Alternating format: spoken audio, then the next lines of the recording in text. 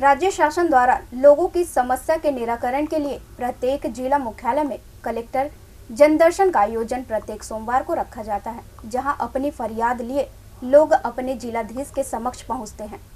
Collector जनदर्शन में pension के साथ साथ रायपुर शहर के टीकापारा स्थित RDA के पुराने अपार्टमेंट को डिसमेंटल करने की मांग के साथ फरियादी पहुंचे, जहां उन्होंने बताया कि यह पुराना जर्जर भवन है, कभी भी जमीन दोष हो सकता है और जनहानि हो सकती है, जिसे लेकर निराकरण चाहता है फरियादी। CCN सार्क न्यूज के लिए ब्यूरो रिपोर्ट। मैं JP मिश्रा, सेवानिवृत्त कर्मचारी, RDA कॉलोनी टिकरापारा टीनामेंट 96 के संबंध में आवेदन लाया हूं। कॉलोनी 53 साल पुरानी हो गई और टूटने के कगार पे है। RDA में हम लोग विगत 2017 से चक्कर मार रहे हैं कि इसको तोड़ के नवनिर्माण किया जाए, परंतु RDA के अधिकारियों का ये कहना है कि हमको जर्जर भवन तोड़ने का अधिकार नहीं है।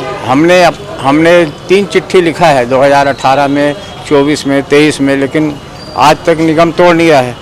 और निगम हमको बोलता है कि आप NIT से प्रमाण पत्र लाओ कि भवन जर्जर हो चुका है, जबकि खुद निगम रायपुर के विभिन्न जर्जर कॉलोनियों को घूम घूम के तोड़ रहा है। जैसे अभी हाल में काशीराम नगर को तोड़ने का आदेश दिया आयुक्त महोदय ने, और अभी आमापारा के बाजार को तोड़ने का, कई बिल्डिंग को तोड़ने का। जर्जर भवन का सर्वे आज 10 साल से चल रहा है, लेकिन आज तक टूट नहीं है। उससे लोगों की जान खतरे में, किसी भी समय कोई दुर्घटना हो सकती है। और भवन इतना जर्जर है, उसके सब कॉलम बीम टेढ़े हो गए, लोगों की मल जो है नाली में सड़क पे बह रहा है, बहुत ही गंदगी है और कई लोग घायल हो चुके हैं। घर का छज्जा टूट। वहाँ पे आप कब से रह रहे हैं? वहाँ हम लोग रह रहे हैं 1970, 71, कोई 75। अभी दूसरी पीढ़ी आ गई, हम लोग तो बुढ़े हो गए 70 साल के, दूसरी तीसरी पीढ़ी आ गई, लेकिन फिर भी RDA और नगर निगम के होश नहीं। आपने जो खरीदा था तो उसमें अभी कुछ मेंटेनेंस शुल्क आप देते हैं, किस्त देते हैं, क्या देते हैं अभी? पहले देते थे हम, और हमने एक मुश्त खरीद भी लिया। अच्छा। और आज तक उसमें रिपेयरिंग कभी RDA कराता नहीं, और ना ही उसमें कोई बेसिक सुविधा उपलब्ध है। तोड़ के बनाने का RDA तैयार हुआ तो अब निगम उसको जर्जर घोषित नहीं कर रहा है। इस वजह से लोगों की जान खतरे में है। कितने माले की बिल्डिंग है वो है 3 माले की है और 4 ब्लॉक में 96 क्वार्टर है, 96 फ्लैट जी, और किसी भी समय गिर सकते हैं। 96 फ्लैट सब बुक है, सब रहते हैं? नहीं, कुछ तो जर्जर हो गए, लोग डर के मारे ताला लगा दिए, और कुछ जो मेंटेन कराते हैं फ्लैट ओनर वो अच्छे हैं, तो लेकिन एक गिरेगा तो सभी गिरेंगे ना। और प्राय 90% जर्जर हो चुके हैं, सबके कॉलम बीम टेढ़े हो गए हैं, दरवाजे टेढ़े हो गए हैं, और उनके फर्स्ट फ्लोर है उसके ऊपर जो निकासी के लिए पानी की नाली, बड़े बड़े पेड़ उग गए हैं। लोगों को, ऊपर वालों को अपने घर में पानी ना बहे करके ऊपर से झिल्ली लगाना पड़ता बरसाती, बड़े बड़े खरीद के। जी, सुविधा मिलती है वहाँ पे? कुछ सुविधा नहीं, कोई सुविधा नहीं, कोई सुविधा। पानी की समस्या? पानी की समस्या तो नहीं है, क्योंकि निगम से पानी आता है। अच्छा। RDA पानी नहीं, तो निगम से आता है। तो हमारा आज जनदर्शन में आने का ये उद्देश्य था कि कलेक्टर साहब से निवेदन करें, शायद यहाँ निगम के भी अधिकारी आए, कि भाई उसको मानवता के नाते तत्काल तोड़ें, नहीं तो जान ले। परिवार जाएगा कहाँ तोड़ने के बाद? तोड़ने के बाद अपने अपने किराए से रहने के लिए तैयार है हम लोग, 2 साल के अंदर बना दें। और हम लोग इसके बारे में हमसे RDA ने एफिडेविट भी ले लिया। उस एफिडेविट में उन्होंने 14-15 शर्तें लिया, उसमें हमको खुद किराया देना है। उसमें भी हम तैयार हैं कि हम बाहर किराया देंगे, लेकिन 2 साल के अंदर हमको आप बना के दीजिए।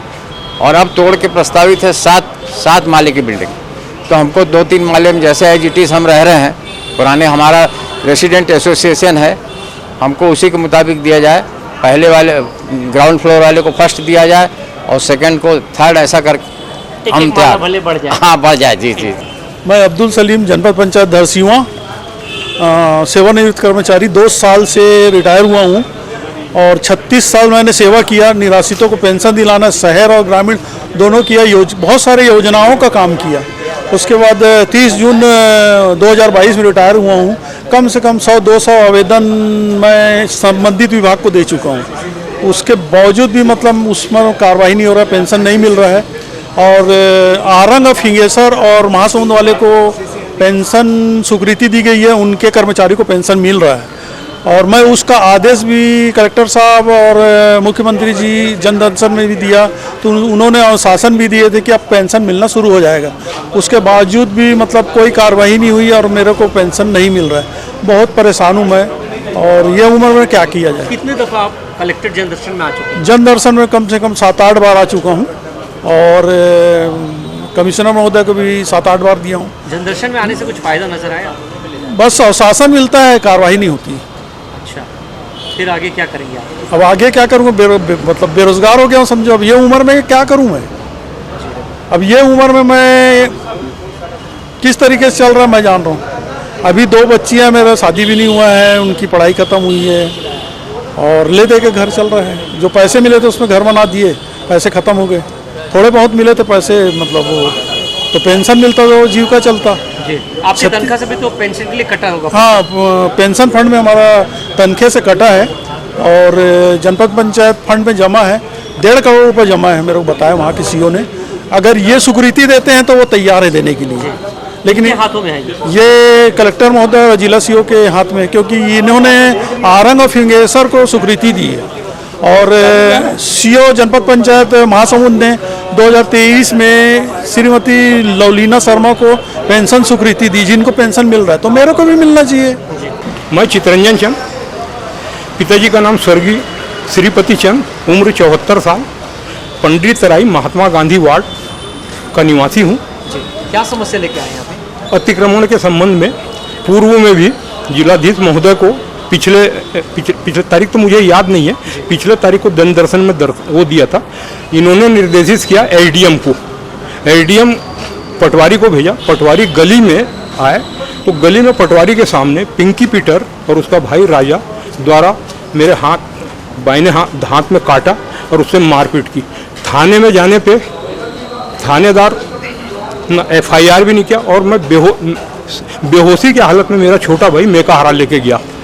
जब वहाँ से डिस्चार्ज हुआ, जब घर आया मैं, तो हमारी बहू बताई कि पिंकी पीटर का भाई जो भोलू लोधी है, वो माँ बहन की गाली बकते हुए बोले साले को घर अंदर घुस के मारूंगा और थाने में इसकी क्या सुनाई होती है उसको मैं निपट लूँगा। तो आज 4 दिन से मैं सोया नहीं हूँ और धमकी चमकी के मारे मैं परेशान हूँ। मैं अगर मेरे को न्याय नहीं मिलेगा तो मैं भी कुछ भी कर सकता हूँ। इसकी ये क्रिमिनल मामला है। हाँ, आप पुलिस अधीक्षक के पास गए थे। उनको 3 दिन पहले यानी इनका जन दर्शन का मंगलवार को दिन उनको मैंने आवेदन दिया, रिक्वेस्ट किया। उन्होंने भी मार्क भर किया और कहने मतलब आगे कार्रवाई नहीं हुई। और ये घटना जो है शनिवार को मेरे साथ हो गई। कौन है थानेदार? कौन है थानेदार? आशीष यादव। रिपोर्ट नहीं लिखी आपने? रिपोर्ट अब FIR नहीं, कल मेरा बयान भर लिए और बोले आप घर जाइए। अच्छा। और वो मेरे को मेडिकल की आवश्यकता थी, कायदे से उन्हें मुझे मेकाहारा ले जाना था। मुलाजा के लिए ले गए थे? मुलाजा वर्क किया, तो मुलाजा में भी क्या हुआ वो मुझे मालूम नहीं। अच्छा। तो मुलाजा के बाद मैं, क्योंकि स्वास्थ्य विभाग का सेवानिवृत्त कर्मचारी हूँ, परसों मैं जाके OPD में टिकट बनाकर अपना ट्रीटमेंट चालू करवाया हूँ। अच्छा। तो मैं न्याय चाहता हूँ सर। हाँ। और कब तक? नगर 7 साल से कई निगम आयुक्त हो गए, कई कलेक्टर बदल गए और मेरी फाइल, और ये फाइल उन्होंने स्टडी के लिए मेरे से मांगा जी। TI साहब आशीष यादव ने, पढ़ने के बावजूद भी कोई कार्रवाई नहीं। और खुलेआम जो मारपीट करने वाले पिंकी पीटर और उसका भाई भोलू लोधी और उसकी माँ मुन्नी बाई खुलेआम घूम रहे हैं। तो मेरे जान को खतरा है सर, और कभी भी मेरे ऊपर प्राणघातक हमला हो सकता है, जिसकी पूरी जिम्मेदारी शासन की होगी।